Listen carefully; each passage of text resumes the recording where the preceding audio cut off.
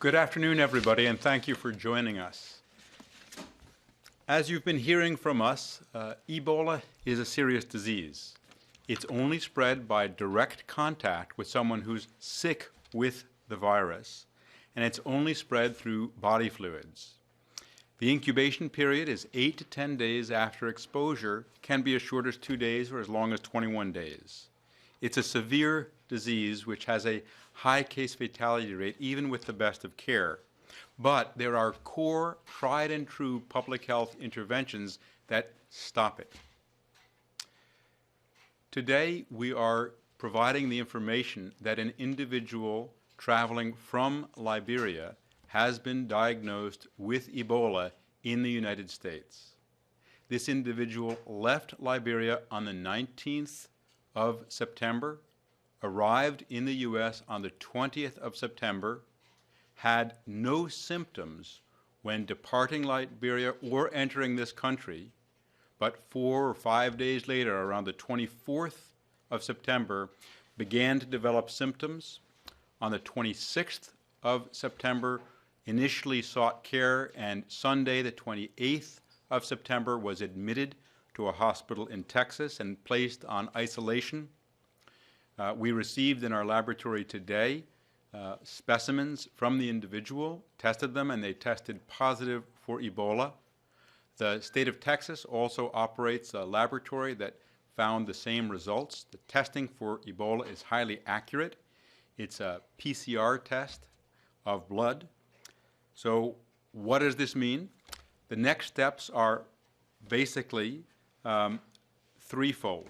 First, to care for the patient, and we'll be hearing from the hospital shortly, to provide the most effective care possible, as safely as possible, to keep to an absolute minimum the likelihood, the possibility that anyone would become infected, and second, to maximize the chances that the patient might recover.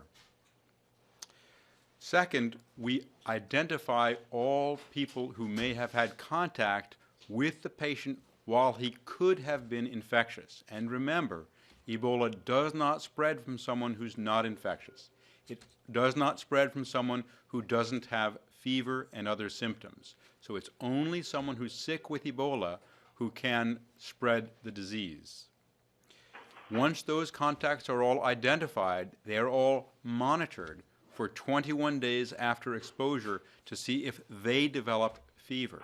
If they develop fever, then those same criteria are used to isolate them and make sure that they are cared for as well as possible so that they maximize their chances and to minimize or eliminate the chance that they would infect other people.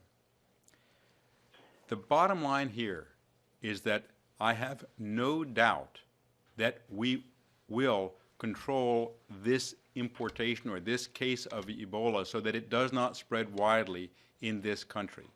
It is certainly possible that someone who had contact with this individual, a family member or other individual, could develop Ebola in the coming weeks, but there is no doubt in my mind that we will stop it here. It does reflect the ongoing spread of Ebola in Liberia and West Africa, where there are large numbers of cases. And while we do not currently know how this individual became infected, they undoubtedly had close contact with someone who was sick with Ebola or who had died from it. In West Africa, we are surging the response not only of CDC, where we already have more than 130 people in the field, but also throughout the U.S. government. The President has leaned forward to make sure that we're acting very proactively there, and the Defense Department is on the ground already strengthening the response. We're working with USAID and other parts of the U.S. government, as well as with a broad global coalition to confront the epidemic there. But ultimately, we are all connected by the air we breathe, and we are invested in ensuring that the disease is controlled in Africa, but also in ensuring that where there are patients in this country who become ill, they're immediately isolated, and we do the tried and true core public health interventions that stop the spread of Ebola.